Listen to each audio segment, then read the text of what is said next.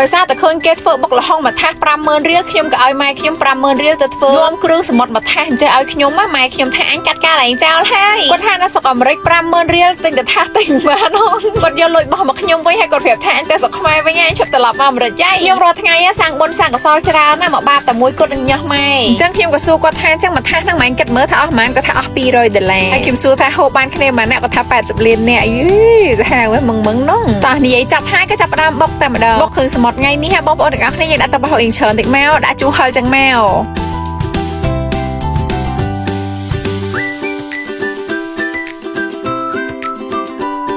និយាយទៅនៅស្រុកនេះស្អីក៏មានដែរតោះតែម្យ៉ាងទៅគឺថ្លៃគ្រប់មុខទាំងអស់តែម្ដងហើយជាពិសេសហ្នឹងនៅពេលដែលយើងចង់បានម្ហូបដីមកពីអាស៊ីធ្វើដឹកយន្តហោះមក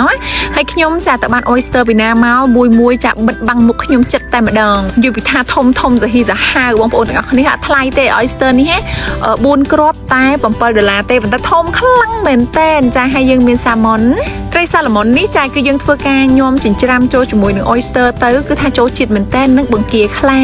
មើលធ្វើភ្លុកមួយម៉ាត់មើលថាទឹកញោមនឹងវាឆ្ងាញ់នៅហើយម៉ែថាអើហើយភ្លុកទៅ10ដងទៀតអស់ហើយសាច់ក្នុងត្បាល់នឹងហើយខ្ញុំមិនមែនមានតែ3មុខនឹងទេណាបងប្អូនចាគឺខ្ញុំមានដូចជាក្តាមពងជ្រក់ជ្រលក់ទឹកត្រីក្តាមគេមានស្នូក2តែមានខ្លួនមួយខ្ញុំអត់ចេះហូបជើងមាន់ទេដោយសារខ្ញុំមានជំងឺខ្លាចជើងមាន់អញ្ចឹងខ្ញុំក៏ដាក់ជើងទាជំនួសបន្ទាប់មកចាយើងក៏ដាក់នំបញ្ចុកហើយយើងក៏ចាក់ជាមួយនឹងញោមយើងនៅកណ្ដាលអញ្ចឹងមកដើម្បីទឹករបស់វាលាយសព្វជាមួយគ្នា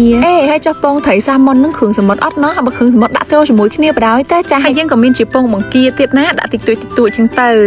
រួចរាល់ហើយនេះចារុយជីរុយអីហើយយើងក៏ឈានចូលមកដល់ការញ៉ាំណាបងប្អូនមើលនេះអូយមួយថាសនេះ$200បងប្អូនអើយមើលណាមានតាំងពីសាម៉ុនតាំងពី oyster ឥឡូវខ្ញុំសុំដាក់សាម៉ុនមួយសិនសាម៉ុននឹងបញ្ចុកគៀមណា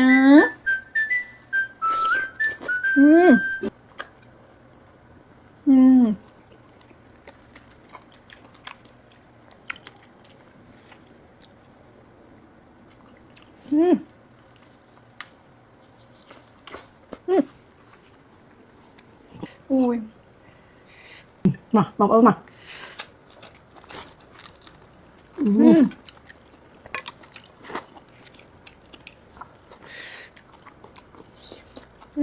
បែបមក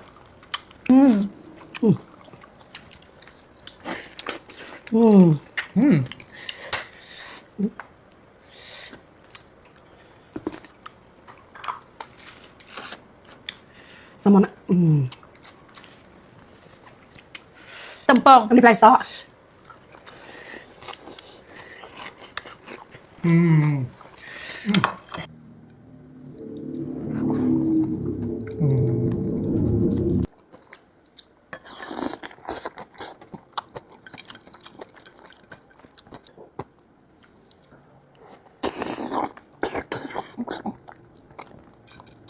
អូយបងប្អូនអើយតាំងពីខ្ញុំមកនៅអាមេរិកនេះខ្ញុំញ៉ាំអត់ឈប់ burger pizza ផ្លូវមាន់តលងបារាំងវ៉ាវរាល់ថ្ងៃតែម្ដងតិចទុំតែបានកាហ្វេនេះទប់ជួយឲ្យរាងរបស់យើងស្អាតយើងសាឡូនហើយខ្ញុំចូលជីមទៀតបងប្អូនអូយនិយាយថារឿងតូចសាឡូនមែនតើសូម្បីតែ1គីឡូក៏អត់ឡើងដែរសម្រាប់អ្នកណាដែលគាត់មានបញ្ហាគាំងគីឡូចាសម្រក់មិនស្រកចាញ៉ាំតិចតែឡើងគីឡូហើយពិបាកនៅក្នុងការស្រកគីឡូមែនតើធាត់ដោយសារមានកូនធាត់ដោយសារចាអកម៉ូនឬក៏ធាត់ដោយសារអ្វីក៏ដោយបងប្អូនសាកជាមួយនឹងកាហ្វេ Kala Lily នេះណែខ្ញុំឲ្យអ៊ុយតែម្ដងមួយថ្ងៃ2ទៅ3កញ្ចប់ទៅសម្រាប់អ្នកដែលចង់ស្រកលើសពី10គីឡូតែបើសិនជាចង់ស្រកត្រឹមតែ5ឬ6គីឡូអីមួយថ្ងៃ2កញ្ចប់តែបើចង់ថែរក្សារាងដូចនេះខ្ញុំអត់ឲ្យឡើងគីឡូទោះញ៉ាំច្រើនប៉ុណ្ណាមួយថ្ងៃមកចាប់បានអីឥ